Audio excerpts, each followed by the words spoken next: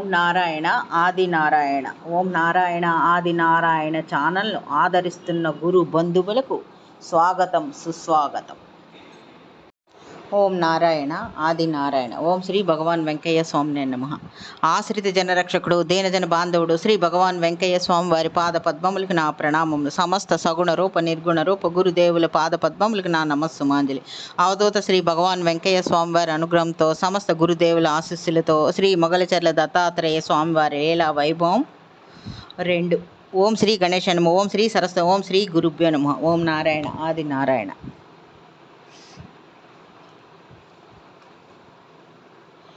ఈమె పేరు పుష్పాల లక్ష్మమ్మ. ఈమె వయసు 40 సంవత్సరాలు ఉంటుంది. ఈమె మొదటిసారిగా శ్రీ మొగలిచర్ల దత్తాత్రేయ స్వామి వారిని దర్శించుకున్నప్పటి పరిస్థితి ఎలా ఉందంటే, ఆమెకి కుడి దవడ మీద ఒక పెద్ద పుండు, అది లోపలికి వెళ్ళి ఆహారం తీసుకోలేకపోయేది, మాట కూడా రావడం లేదు. ఆమె పరిస్థితి చూస్తే ఆమె ఎక్కువ కాలం బ్రతికేటట్టుగా కనిపించేది కాదు. అలాంటి పరిస్థితిలో నోటి క్యాన్సర్ వచ్చిన వాళ్ళలాగా ఆమె ఉండేది. అలాంటి పరిస్థితుల్లో వారి కుటుంబ సభ్యులు ఈమె ఆశ వదిలేసి చివరి ప్రయత్నంగా శ్రీ మొగలిచర్ల దత్తాత్రేయ స్వామి వారి సన్నిధికి చేర్చారు ఈమెను. ఒక రకంగా ఆమెను వదిలించుకునే ప్రయత్నంలోనే వాళ్ళు ఇక్కడికి తీసుకొచ్చారు. ఎలాగో ఈమె బ్రతకడం కష్టం కనుక స్వామి దగ్గర వదిలేసి వెళ్ళిపోదామని వాళ్ళు అనుకున్నారు. బ్రతికున్న 4 రోజులు చూడటానికి ఒక మనిషిని కాపలా పెడదాము అని నిర్ణయించుకున్నారు వారు. అలాగే ఉన్న ఒక ముసలామని ఆ మనిషి ఈవిడికి, ఈ లక్ష్మమ్మ గారికి తోడుగా ఉంచాలని నిర్ణయించుకున్నారు. అది అని అనుకొని అది వాళ్ళ ఆలోచన. అలా వాళ్ళు ఆమెను అక్కడ ఉంచేసి వాళ్ళు వెళ్ళిపోయారు. కానీ స్వామివారు వదలరు కదా, తమ పాదాల దగ్గరికి వచ్చిన వారిని ఎవరిని వారు వదలరు.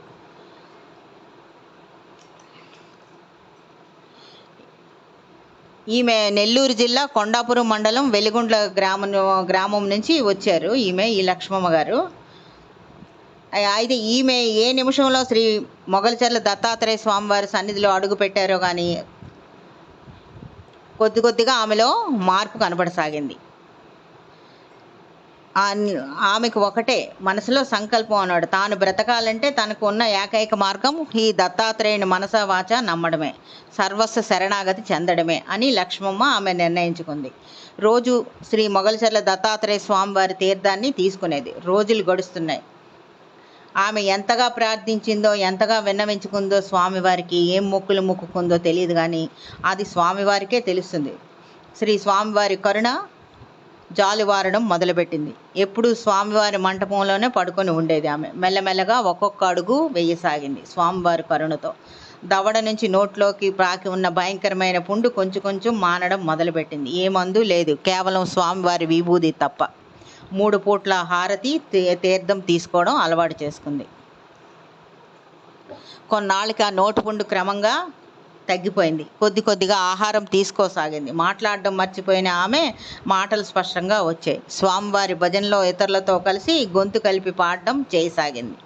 ప్రతిరోజు నియమానుసారం శ్రీ స్వామివారి గుడి చుట్టూ ఎవరు చేయూత లేకుండా తానే ప్రదక్షిణాలు చేస్తూ ఉండేది.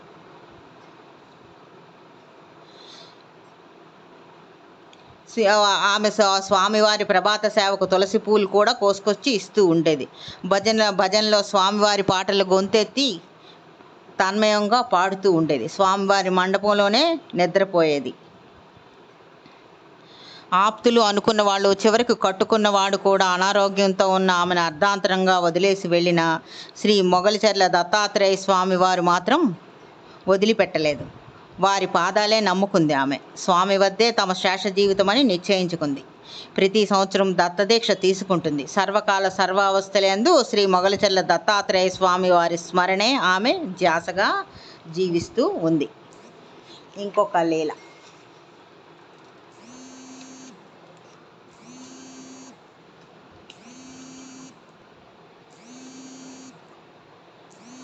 ఒక పెద్ద ఆవిడ పేరు లక్ష్మమ్మ గారు. ఈవిడ ఒంగోలు దగ్గరలో పల్లెటూరు నుంచి వచ్చారు. ఆవిడతో ఒక 24 సంవత్సరాల అమ్మాయి కూడా వచ్చింది. ఆమె మనవరాలు. ఆమెకు 3 ఏళ్ల క్రితం వివాహమైంది. లక్షణముగా కాపురం చేసుకుంటుంది. భర్త పరంగా ఎటువంటి ఇబ్బందులు లేవు. కానీ భర్త పరంగా ఎటువంటి ఇబ్బందులు లేవు. కానీ మొదటి 2 సంవత్సరముల కాలం హాయిగా కాపురం చేసుకుంది. కానీ ఆ అమ్మాయి ప్రవర్తనలో విపరీతమైన మార్పు వచ్చింది. పిచ్చి పట్టినట్లు ప్రవర్తించసాగింది. ఒంగోలులో డాక్టర్లకి చూపించారు, మానసిక నిపుణులకు చూపించారు, ఎన్నో రకాల మందులు వాడారు. కానీ ఫలితం కనబడలేదు. అమ్మాయి భర్త ఏమీ చెయ్యలేక నిస్సహాయంగా అతని నిస్సహాయత వెలిబుచ్చాడు. నిస్సహాయతంగా ఏమీ చేయలేకపోయాడు.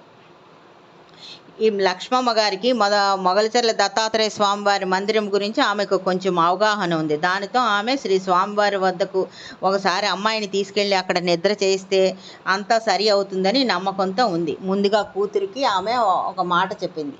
ఈ మాట పెద్దగా సుముఖత చూపలేదు ఆమె భర్త కూడా ఇన్ని రకాల వైద్యంతో నయం కానిది ఈమెకు స్వామివారి మందిరం దగ్గర నయం అవుతుందా అని అతను కూడా సందేహం వెలిబుచ్చారు. కానీ లక్ష్మమ్మ గారు పట్టు వదలలేదు. మీరెవ్వరూ తోడు రానక్కర్లేదు, ఈ అమ్మాయిని తీసుకొని నేను వెళ్తాను. 1 వారం పాటు శ్రీ స్వామివారి సన్నిధిలో ఉంటాము, మొగలిచెర్ల దత్తాత్రేయ స్వామివారి సన్నిధిలో. నా మాట వినండి. అమ్మాయికి ఏ దయ్యమో ఏదో పూనిందని నా అనుమానము. స్వామివారి వద్ద ఇటువంటి గాలి చేష్టలన్నీ పోతాయని చెప్పుకుంటారు అని గట్టిగా చెప్పి ఆమె భర్తకు తల్లికి చెప్పి పట్టుబట్టి మొగలిచెర్ల దత్తాత్రేయ స్వామివారి మందిరానికి అమ్మాయితో సహా వచ్చేసింది. మొదటి 2 రోజుల్లో అమ్మాయిలో ఏ మార్పు కనబడలేదు. పైగా మరింతగా ఎక్కువగా రచ్చ చేయడం మొదలుపెట్టింది. లక్ష్మమ్మ గారికి ఏమీ తోచలేదు. శ్రీ స్వామివారి సమాధి ముందట సాగిలబడి ఇలా వేడుకున్నారు. పరమాత్మ, ఈ వయసులో ఈ మతిస్థిమితం లేని పిల్లతో నాకు ఈ క్షోభ ఎందుకు పెట్టావయ్యా అని ఆమె స్వామివారికి వేడుకున్నారు. 3వ రోజు మధ్యాహ్నం నాటికి అమ్మాయిలో మార్పు వచ్చింది. ఎటువంటి విపరీత పోకడలు లేకుండా బుద్ధిగా కూర్చుంది. 4వ రోజు శ్రీ స్వామివారి మందిరం శుభ్రం చేయడం, స్వామివారి పటానికి అగరబత్తీలు వెలిగించడం, తులసి కోట వద్ద దీపం పెట్టడం మొదలగునవి చేయసాగింది. మరో 2 రోజులకల్లా ఆ అమ్మాయి మామూలుగా మారిపోయింది. లక్ష్మమ్మ గారికి కూడా ఆశ్చర్యం వేసేంతగా అమ్మాయిలో మార్పు వచ్చింది. తన కూతురికి ఆ అమ్మాయి భర్తకు ఈ వార్త చెప్పి పంపారు. వాళ్ళు ఆగమేఘాల మీద మొగలిచెర్ల చేరారు. భర్తను, తల్లిని ఆ అమ్మాయి ఆప్యాయంగా పలకరించింది. వాళ్ళు కూడా నమ్మలేకపోయారు. ఆ మరుసటి రోజు ఆదివారం నాడు లక్ష్మమ్మ గారు శ్రీ స్వామివారికి పొంగలి నివేదన పెట్టి మనవరాలతో సహా శ్రీ స్వామివారి సమాధి ముందు భక్తిగా నమస్కారం చేసుకున్నారు. అందరూ కలిసి సంతోషంగా వాళ్ళ ఊరు చేరారు. ఈ సంఘటన జరిగింది 2006వ సంవత్సరం. ఓం నారాయణ. ఆది నారాయణ.